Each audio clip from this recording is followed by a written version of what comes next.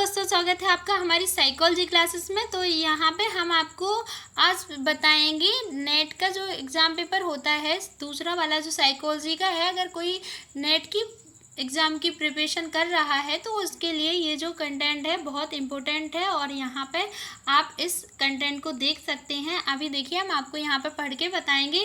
देखिए जो पार्ट 1 था इसमें कुछ मेजर पॉइंट्स हैं जो कि बहुत इम्पोर्टेंट हैं। अगर आप देख सकते हैं तो ध्यान से देखिएगा।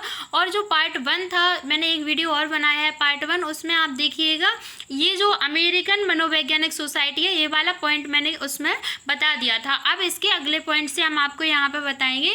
तो यहाँ पे आप देख सकते हैं जो अगला पॉइंट है वो है मनोविज्ञान के मुख्य परिप्रेक्ष्य या संदर्भ, जिसे मेजर पर्सपेक्टिव कहते हैं, संदर्भ हैं। ठीक है ना। तो व्यवहारपरक कौन कौन से हैं, जो मुख्य मेजर पर्सपेक्टिव कौन कौन से हैं, व्यवहारपरक संदर्भ और संज्ञानात्मक संदर्भ, जैविक संदर्भ और विकासात्मक संदर्भ, मनोगत्यात्मक संदर्भ, मानवतावादी संदर्भ और आपका सामाजिक संदर्भ। तो आपके कितने हो गए?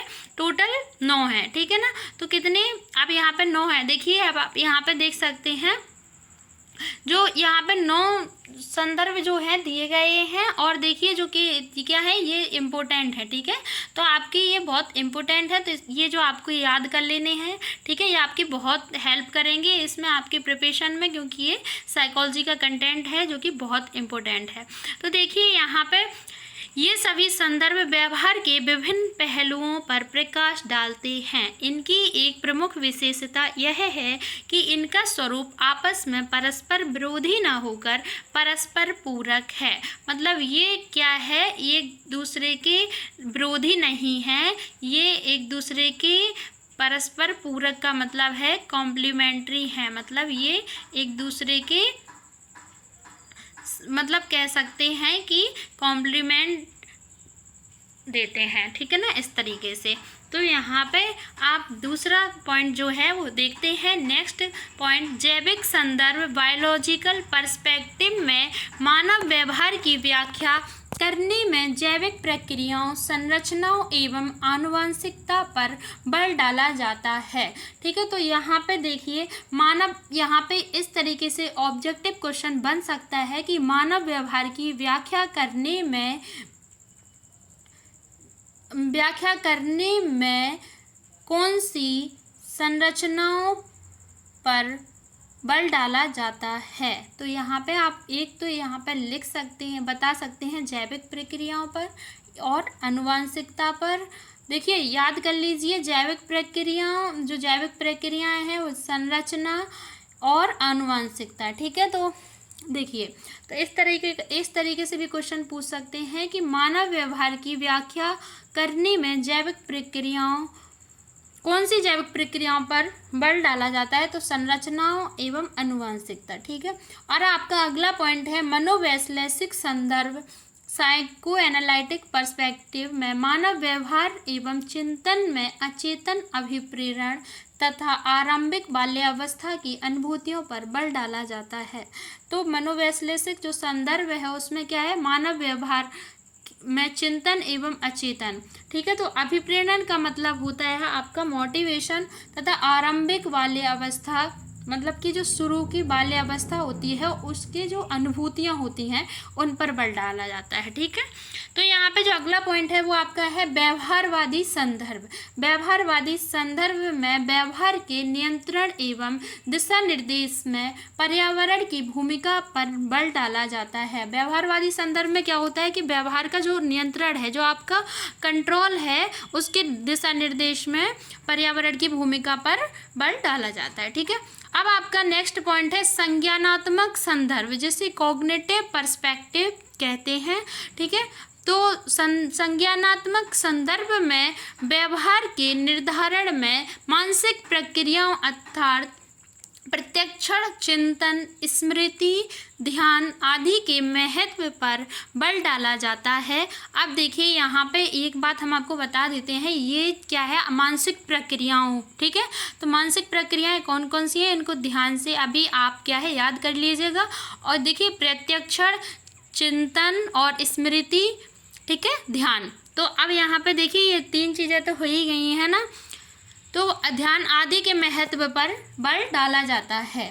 ठीक है, 4 हो गई हैं। तो संज्ञान से तात्पर्य उद्दीपक तथा उद्दीपक मतलब स्टिमुलस।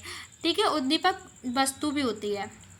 उद्दीपक जो उद्दीपक शब्द है वो आपका साइकोलॉजिकल मतलब जो साइकोलॉजी का शब्द है, और आपका जो वस्तु शब्द है वो हिंदी का शब्द है। ठीक है, तथा अनुक्रिया रिस्पॉन्स के बीच में आने वाले उन सभी मस्तिष्क प्रक्रियाओं को मेंटल प्रोसेस कहा जाता है। तो क्या है ये देखिए, जो जिसमें प्रतिमावली, स्मृति, प्रत्यक्षण, चिंतन, ध्यान आदि प्रमुख रूप से सम्मिलित होते हैं।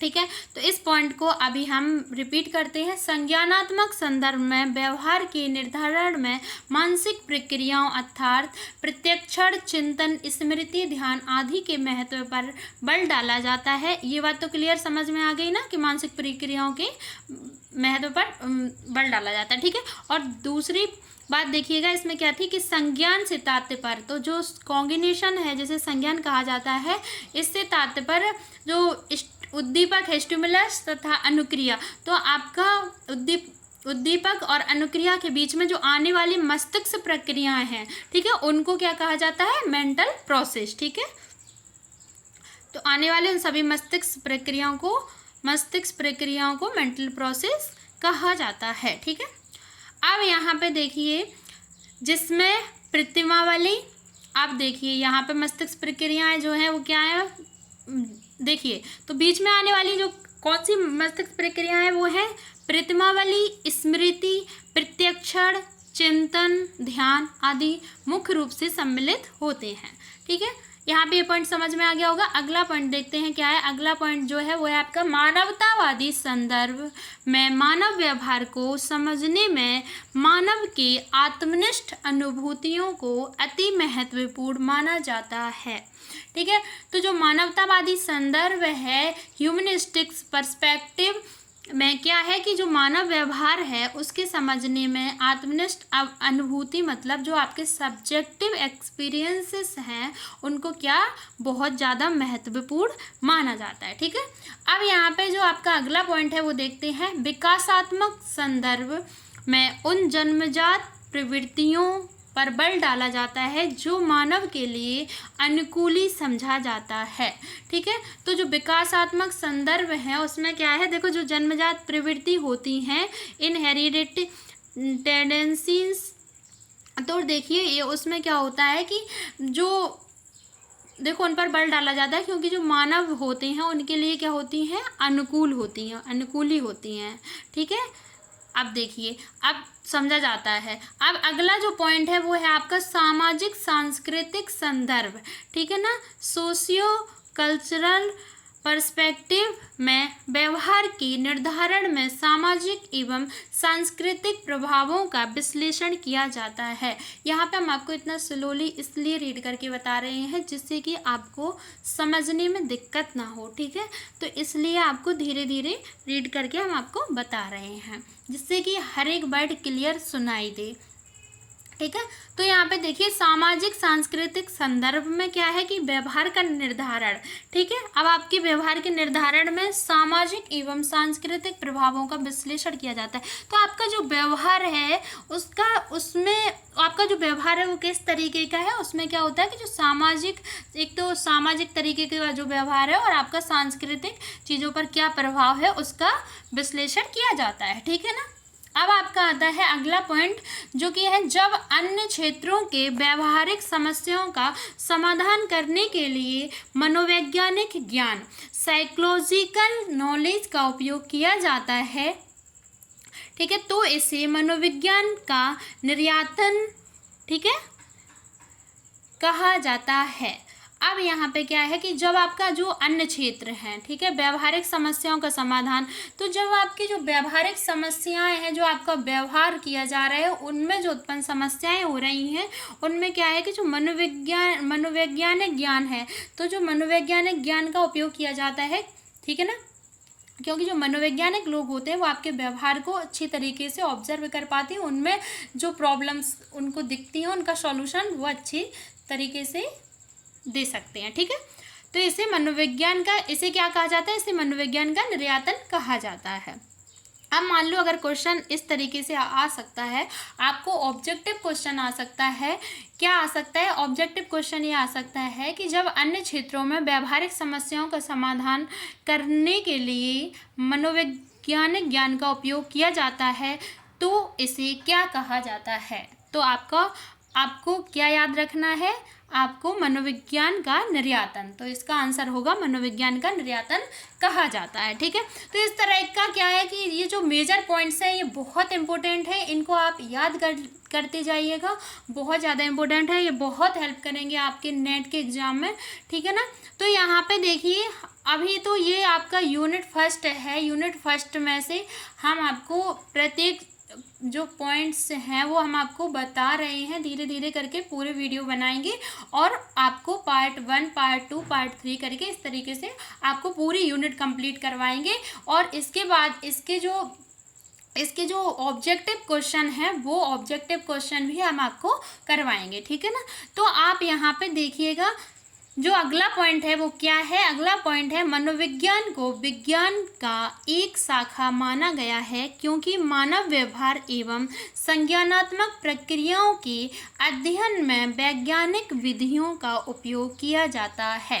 तो देखिए मनोविज्ञान को विज्ञान का एक शाखा माना गया है। ठीक है, जो साइंस है साइंस का एक शाखा माना गया है मनोविज्ञान को। ठीक है, क्योंकि मानव व्यवहार एवं संज्ञानात्मक प्रक्रियाओं के अध्ययन में, तो जो मानव का जो व्यवहार है और जो कॉग्निटिव प्रोसेस है, जो संज्ञानात्मक प्रक्रियाएं हैं, तो उनमें क्या होता है, उनकी जब स्टडी की जाती है तो वैज्ञानिक अध्ययन, वैज्ञानिक विधियों में क्या, साइंटिफिक मेथड में उनका उपयोग किया जाता है। ठीक है, क्लियर। अब आपका जो अगला पॉइंट है वो है मनोविज्ञान की कई विधियां हैं जिनमें प्रयोगात्मक विधि सबसे प्रधान है। इसमें प्रयोगकर्ता प्रयोज्यों को विभिन्न समूहों में यादृच्छिक आवंटन करता है, स्वतंत्र चर को मापकर इसका प्रभाव आश्रित चर पर अध्ययन करता है। प्रयोगात्मक विधि मात्र एक ऐसा मनोवैज्ञानिक विधि है जिसके माध्यम से प्रयोगकर्ता स्वतंत्र चर तथा आश्रित चर के कारण परिणाम संबंध कायम कर पाता है। ठीक है ना, तो यहाँ पे क्या है, देखिए अगला जो पॉइंट है वो है स्वतंत्र चर वैसे चर को कहा जाता है जिसमें प्रयोगकर्ता जोड़ तोड़ करता है। ठीक है ना, अब आपका अगला पॉइंट है आश्रित चर वैसे चर को कहा जाता है जिसके बारे में प्रयोगकर्ता पूर्व कथन करता है, प्रिडिक्शन करता है। ठीक है ना, अब देखिए क्या है कि यहाँ पे हम आपको ये वाला पॉइंट थोड़ा जो है वो समझा देते हैं। देखिए यहाँ पे मनोविज्ञान को विज्ञान का एक शाखा माना गया है, ये वाला मैंने आपको बता दिया था। ये वाला अगला पॉइंट देखते हैं, मनोविज्ञान की कई विधियाँ हैं जिनमें प्रयोगात्मक विधि सबसे प्रधान है। तो यहाँ पे क्या है, देखो जो मनोविज्ञान है उसमें बहुत सारी विधियाँ हैं। ठीक है ना, अलग अलग विधियाँ हैं, तो उसमें जो सबसे प्रधान है, ठीक है ना, तो वो कौन सी है, सबसे प्रधान विधि है वो है प्रयोगात्मक विधि। तो यहाँ पे एक बात और बता देते हैं हम आपको, जो आपका ऑब्जेक्टिव क्वेश्चन बन सकता है वो ये क्वेश्चन बन सकता है मनोविज्ञान की सबसे प्रधान विधि कौन सी है, तो इसका आंसर याद रखना प्रयोगात्मक विधि। ठीक है, इसमें प्रयोगकर्ता प्रयोज्यों को विभिन्न समूहों में यादृच्छिक आवंटन, मतलब क्या करते हैं, देखो यादृच्छिक आवंटन क्या होता है देखते हैं। देखिए तो इसमें क्या यादृच्छिक आवंटन करता है, तो क्या होता है, इसमें जो स्वतंत्र चर हैं स्वतंत्र चर को मापते हैं और इसका जो प्रभाव आश्रित चर पर होता है, उस आश्रित चर पर जो प्रभाव पड़ता है उसका अध्ययन करते हैं। ठीक है, तो अब प्रयोगात्मक विधि, तो प्रयोगात्मक विधि मात्र एक ऐसे मनोवैज्ञानिक विधि है जिसके माध्यम से प्रयोगकर्ता स्वतंत्र चर तथा आश्रित चर में कारण परिणाम संबंध कायम कर पाता है। जो कारण है वो परिणाम है, तो जो कारण और परिणाम है उनका संबंध कायम कर पाता है। ठीक है ना, अब देखिए अब क्या है कि स्वतंत्र चर, अब तो स्वतंत्र चर क्या होता है, तो स्वतंत्र चर वैसे चर को कहा जाता है जिसमें प्रयोगकर्ता जोड़ तोड़ करता है। ठीक है, अब और आश्रित चर, अब आश्रित चर क्या है, तो आश्रित चर होता है डिपेंडेंट वेरिएबल, वैसे चर को कहा जाता है जिसके बारे में प्रयोगकर्ता पूर्व कथन करता है। ठीक है, अब अगला पॉइंट है आपका प्रयोगकर्ता जिन चरों को प्रयोग के दौरान नियंत्रित रखता है उसे बहिरंग चर वेरिएबल कहा जाता है। ठीक है ना। तो यहाँ पे ये वाला जो पॉइंट है वो आपको यहीं तक बताते हैं। अब जो इसके आगे के पॉइंट हैं वो हम आपको क्या करेंगे, अगले वीडियो में समझाएंगे, बताएंगे। ठीक है ना। तो ये जो आपका यूनिट फर्स्ट का वीडियो है ये पार्ट 2 के नाम से रहेगा। ठीक है ना। तो ये वीडियो जो है मैंने आपको जो भी पॉइंट बताए हैं, आशा करते हैं आप सभी को समझ में आ गए होंगे। वीडियो पसंद आया हो तो वीडियो को लाइक करें, चैनल को सब्सक्राइब करें, वीडियो को शेयर करना बिल्कुल ना भूलें और जो बेल आइकन है वो प्रेस जरूर करें जिससे कि हमारा अगला वीडियो आप तक पहुंच सके। Thank you so much. मिलते हैं नेक्स्ट वीडियो में नेक्स्ट टॉपिक के साथ।